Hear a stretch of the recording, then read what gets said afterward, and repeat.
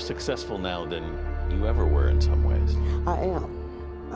I mean, that's kind of amazing, really, at 80. Isn't that amazing? At 80? Yeah, it is. The road hasn't always been yellow.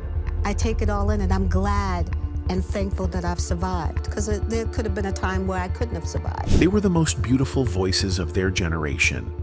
But beauty fades, and behind the fame were untold stories of pain, betrayal, and survival. From a teenage Stephanie Mills being paraded on Broadway before she even knew who she was. My mother depends on me a lot.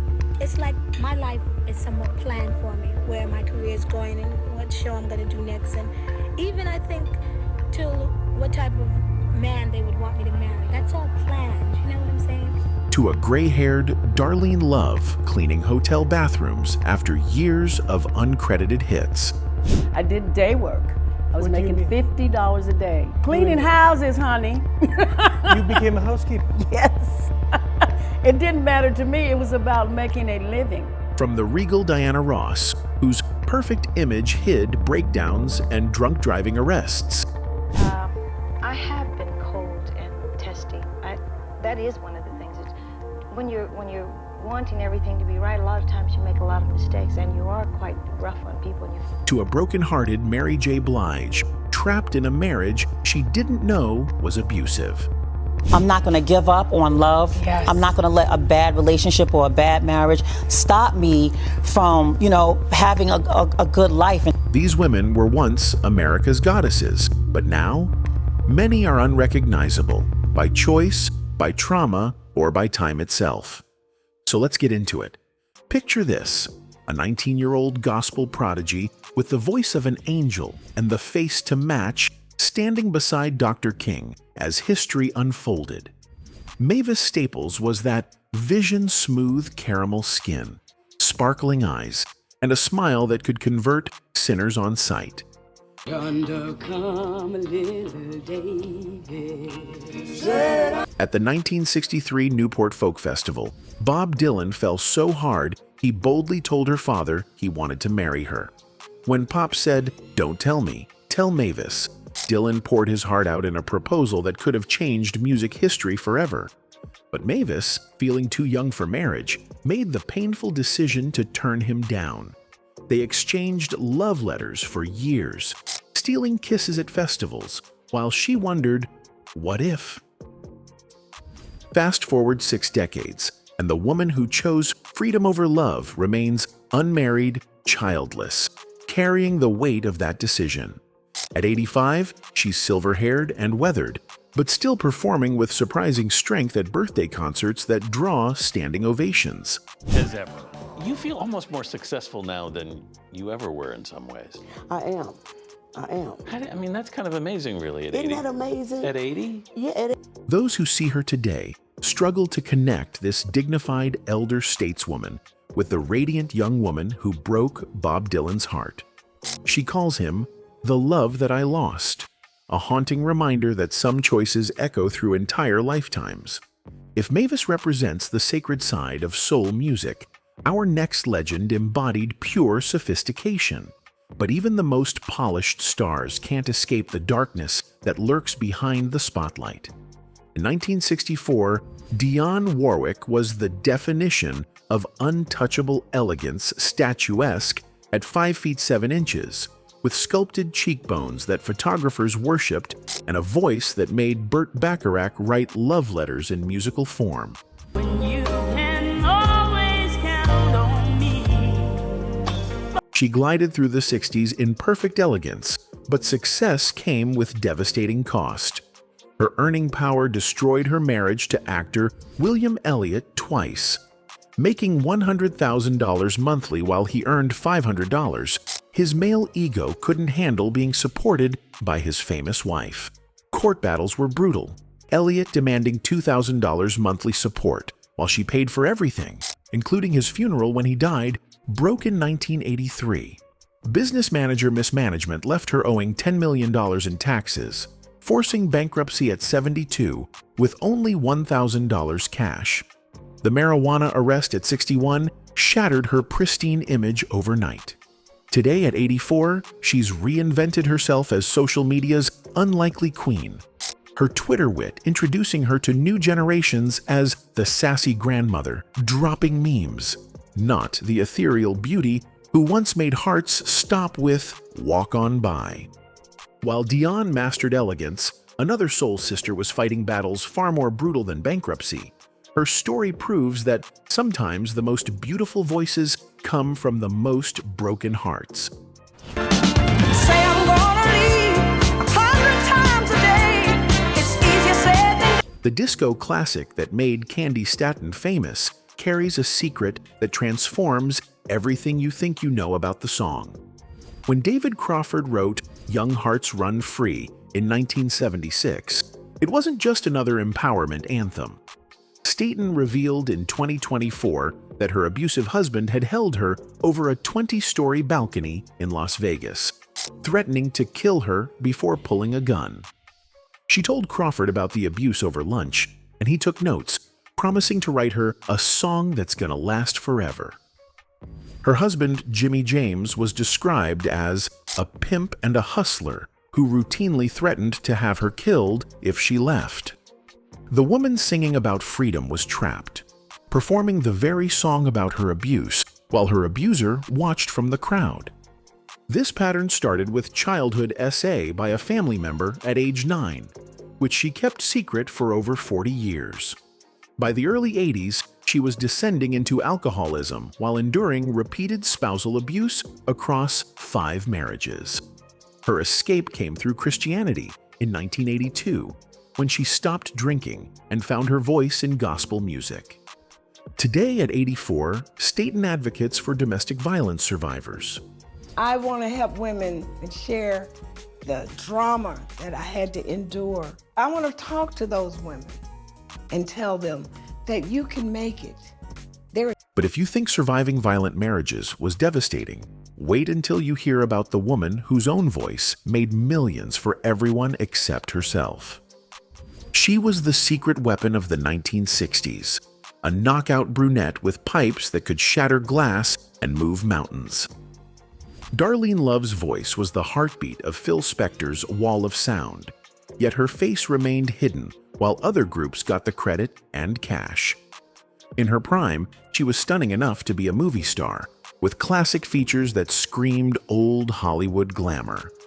But Spector's manipulation turned her into a ghost present on every hit record, absent from every paycheck. The fall from grace was devastating.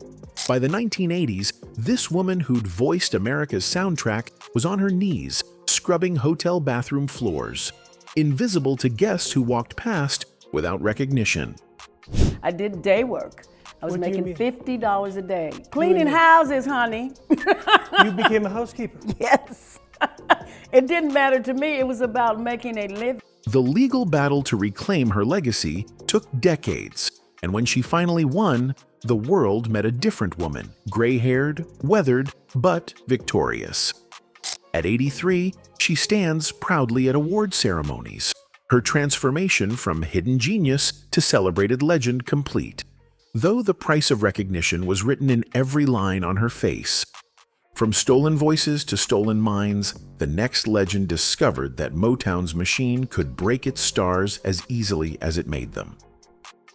Martha Reeves started as Berry Gordy's unpaid secretary, showing up to Hitsville every morning, hoping to get her foot in the door. When Mary Wells missed a recording session, Martha called her Delphi bandmates and stepped in, creating Martha and the Vandellas on the spot. Dancing in the Street became their anthem, but some radio stations refused to play it, believing it was a call to riot during the civil rights era. The controversy branded them as too black for mainstream America, while Motown promoted the more palatable Supremes instead. By 1969, the pressure had shattered Martha's mind. She suffered a nervous breakdown and was institutionalized in a mental hospital, reportedly after a bad trip on LSD combined with an addiction to painkillers that wouldn't end until 1977. Her 1970 album, Natural Resources, marked her return from the institution, but the damage was done. She lived what she called a rock and roll lifestyle until achieving sobriety in 1977 and becoming a born-again Baptist. Today at 83, Martha continues performing, though recent reviews suggest her voice has deteriorated significantly. She served on Detroit City Council from 2005 to 2009, finding purpose in public service after music. Speaking of mental health battles, our next legend literally threw pieces of herself into audiences until personal tragedy stripped away all the theatrics.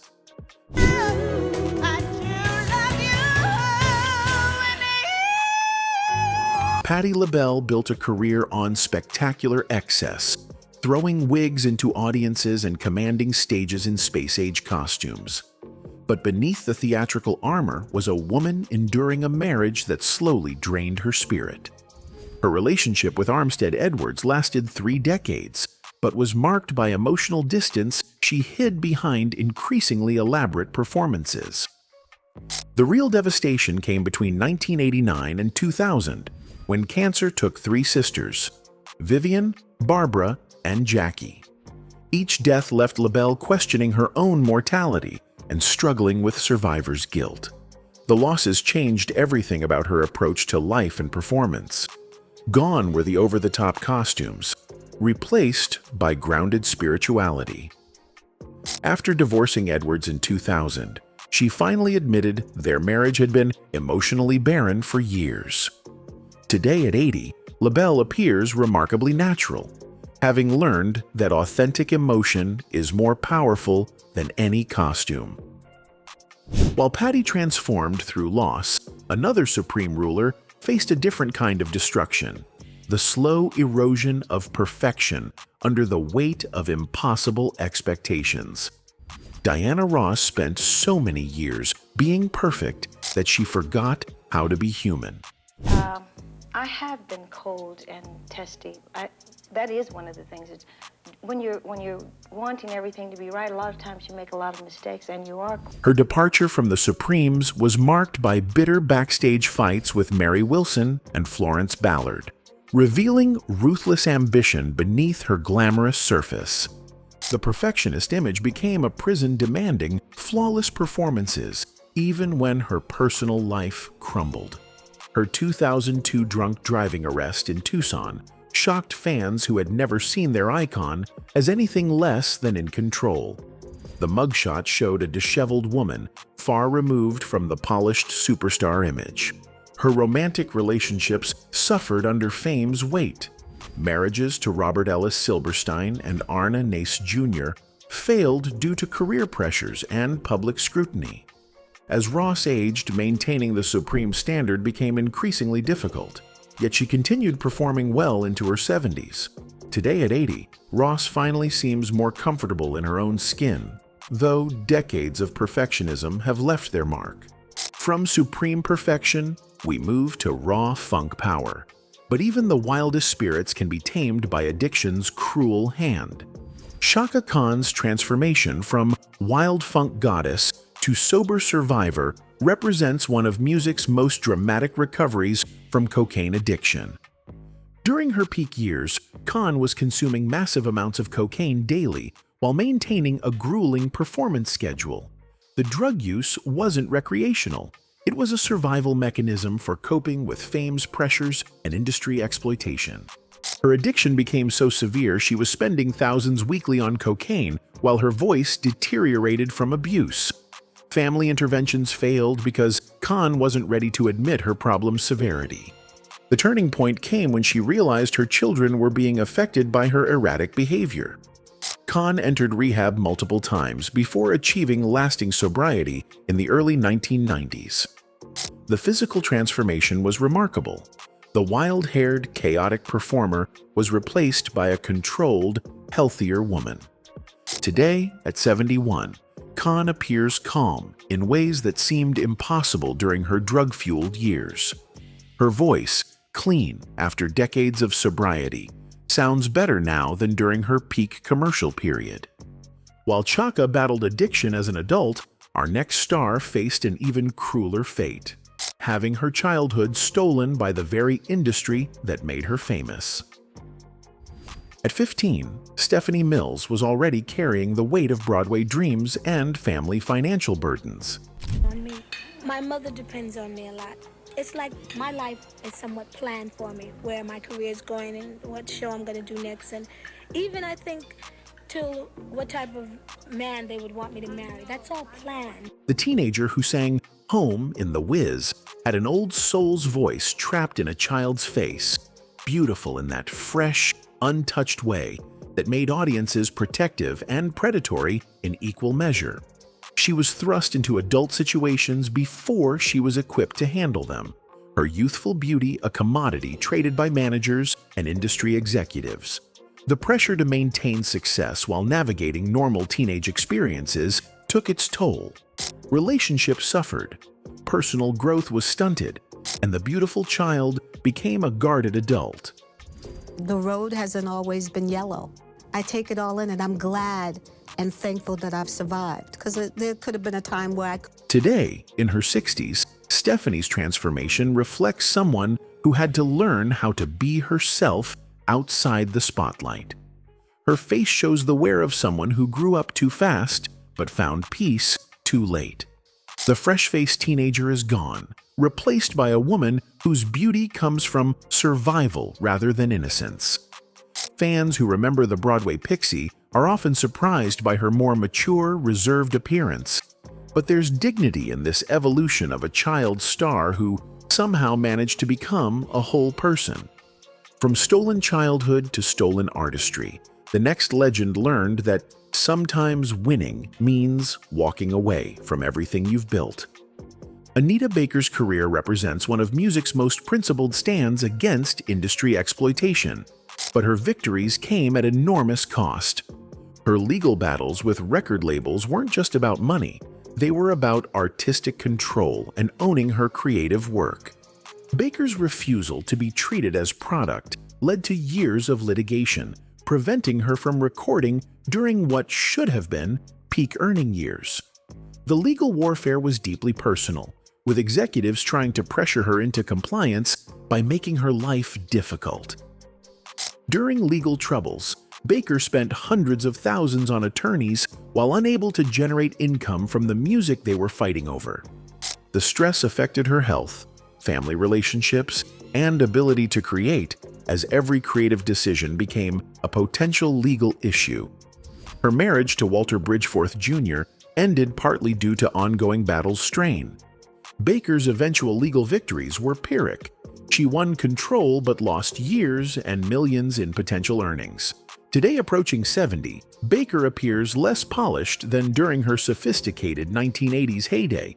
Having learned authenticity matters more than image. While Anita chose silence, another 80s icon tried desperately to stay relevant in a world that was moving past her futuristic vision. Jody Watley defined what the future was supposed to look like in 1987, with geometric hairstyles, avant-garde fashion, and music videos beamed from tomorrow. Her departure from Shalimar was calculated to establish her as a solo futurist, initially paying off with hits like Looking for a New Love. I'm looking for a new love. But staying relevant proved harder than breaking through, as music evolved beyond her aesthetic faster than she could adapt. The woman who once embodied cutting-edge cool found herself caught between eras, no longer revolutionary, but not ready for retro status. Her attempts to remain contemporary often felt forced, chasing trends rather than setting them. The qualities that made her famous in the MTV era became limitations as music became less visual, more authentic. Today at 65, Watley appears to be navigating the complicated transition from trendsetter to elder stateswoman. Still stylish, but in ways that feel nostalgic rather than forward-thinking. Her transformation represents the challenge faced by artists who define specific moments. How do you remain relevant when your moment has passed? Anyway, from futuristic visions to timeless ballads, the next queen ruled the 90s until her own success became her prison. Toni Braxton's sultry voice made her one of the 1990s biggest stars, but success became a gilded cage trapping her in cycles of financial ruin and health crises. B-R-O-K-E, broke? Broke. Like broke. Like, no money. No money. Yeah. Like net worth what? Negative. Negative. Negative. Despite selling millions, Braxton filed bankruptcy twice due to recording contracts that made her an indentured servant to her label. The first bankruptcy in 1996 revealed she earned only a fraction of profits from her own music. In 2008, she was diagnosed with systemic lupus, threatening her ability to perform. Her marriage to Carrie Lewis deteriorated under combined pressures of health issues, financial stress, and career demands. The divorce proceedings were bitter, involving custody battles that played out publicly. Her relationship with Birdman added complexity, with their on-again, off-again romance becoming tabloid fodder. Today at 57, Braxton appears more confident about aging, posting bold Instagram photos showing a woman comfortable with mature sexuality. Her recent marriage to Birdman, followed by filing for divorce weeks later, then dismissing the filing, suggests someone still struggling to find stability in love. While Toni's battles were largely internal, the next queen faced external demons that nearly destroyed everything she'd built from childhood trauma. Mary J. Blige arrived in 1992 carrying the weight of brutal childhood, including sexual abuse, poverty, and abandonment, wearing her pain like armor. Her early success couldn't heal wounds of being SA'd as a child, traumas she numbed with alcohol and drugs. The SA, kept secret for decades, affected every relationship, making it difficult to trust men or believe she deserved love. Her marriage to Martin Kendu Isaacs seemed like a fairy tale, but revealed itself as another form of abuse as he isolated her while mismanaging her finances. Isaacs controlled every aspect of her career and personal life, demanding she work constantly to maintain their lavish lifestyle. The emotional abuse was systematic. He criticized her appearance, undermined her confidence, and made her believe she was lucky to have him. Her 2016 divorce revealed the extent of his manipulation, but marked the beginning of real recovery. Today at 54, Blige radiates peace that seemed impossible during traumatic years. Having learned healing is possible but requires constant work. I'm not going to give up on love. Yes. I'm not going to let a bad relationship or a bad marriage stop me from, having a good life. From transformation through trauma to transformation through choice, the next soul sister battled an industry that demanded she change everything about herself to fit their narrow standards. Jill Scott entered the music industry in 2000 as a celebration of full-figured Black femininity, making curves fashionable in an era obsessed with thin bodies. Her confidence seemed unshakable, with poetry-turned music that made self-acceptance feel revolutionary. But pressure to conform to industry standards was relentless, with executives constantly commenting on her weight and suggesting she needed to lose pounds for mainstream success. The criticism was particularly painful because Scott had built her brand on body positivity, making professional pressure feel like personal betrayal. Her weight fluctuations became public entertainment, with every red carpet appearance analyzed for signs of gain or loss.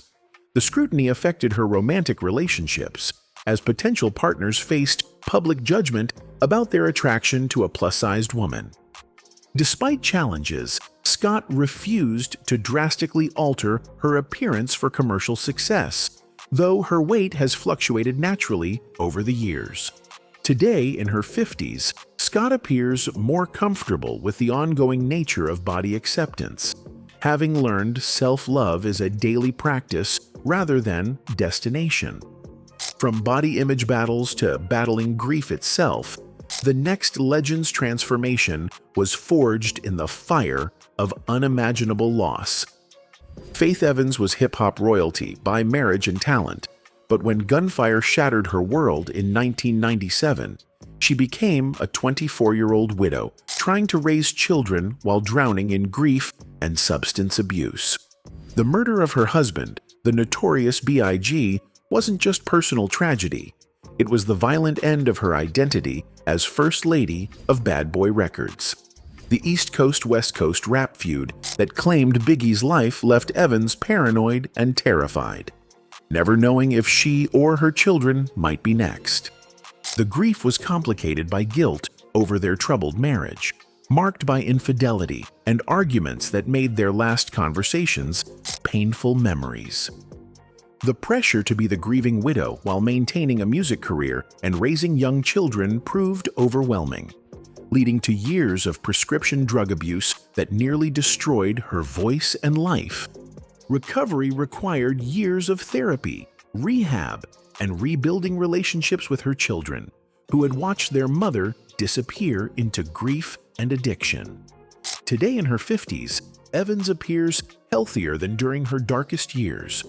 While Faith survived tragedy thrust upon her, the next young star created her own tragedy in a split second that changed everything. Brandy Norwood was the epitome of teenage perfection in the 1990s, with vocal runs that seemed engineered by computers and a wholesome image that made parents approve.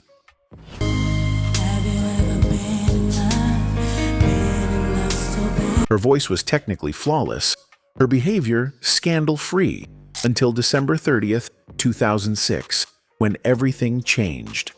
The fatal car accident on the 405 freeway wasn't just tragic. It was the moment America's sweetheart became responsible for someone's death. Awatef Abudihaj, a 38-year-old mother, died from injuries when Brandy's Land Rover struck her car. The legal aftermath was brutal, with lawsuits, investigations, and media coverage painting the once innocent star as careless.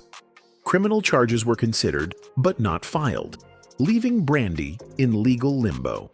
The guilt was crushing for someone who had built her identity around being good and responsible. It was a very, very hard time for me, but music pretty much saved the day, and just family and friends. Her music career suffered as radio stations became reluctant to play songs by someone associated with death. Recovery has been slow, with Brandy spending years in therapy trying to live with the knowledge that her actions caused irreparable harm. From accidental tragedy to purposeful survival, the next artist proved that sometimes love can be the most dangerous drug of all. Monica Arnold entered the music industry as a teenager with a voice rivaling seasoned professionals, but her personal life was marked by adult tragedies, forcing her to mature beyond her years. Her relationship with Jarvis Weaver became complicated when he was sentenced to prison on drug charges, leaving Monica to navigate fame while dealing with the emotional turmoil of loving someone behind bars. The stress of maintaining a public career while privately dealing with a boyfriend's incarceration forced her to grow up faster than her contemporaries. Weaver's death while serving his sentence devastated Monica, who felt responsible for not being able to save him. The grief was complicated by the public nature of their relationship, with media coverage that often sensationalized their story. Her subsequent relationships were affected by trauma and trust issues, making it difficult to form healthy connections. Today in her 40s, Monica appears more weathered than the confident teenager who battled Brandy on the charts, her face showing accumulated weight of experiences that aged her beyond her years. Our final legend story brings us full circle, showing how even the most seemingly perfect careers can crumble when the industry's dark side finally reveals itself. Ashanti Douglas ruled the early 2000s like a benevolent dictator, impossibly beautiful, impossibly talented, impossibly successful. She was the Princess of Murder, Inc., with a smile that could sell anything and a voice that made hits seem effortless. Her beauty was picture perfect, every red carpet appearance a masterclass in glamour. But the fairy tale had dark chapters, allegations of industry manipulation, questionable business practices by her label, and a highly publicized relationship with Nelly that ended messily. The transformation from chart-topping princess to independent artist, struggling for relevance, has been gradual but noticeable. Now in her 40s, Ashanti's appearance reflects someone learning to exist outside the spotlight that once seemed permanent. The flawless princess image has given way to someone more human, more relatable, but also somehow diminished. Her recent attempts at a comeback show a woman still beautiful, but no longer essential, still talented, but no longer inevitable. The change reminds fans that even the most successful artists can become footnotes in their own stories when circumstances shift beyond their control. These women gave us the soundtrack to our lives, but paid prices we never imagined. From civil rights anthems to hip-hop classics, from disco dance floors to soul-stirring ballads, they shaped our culture while their own lives were being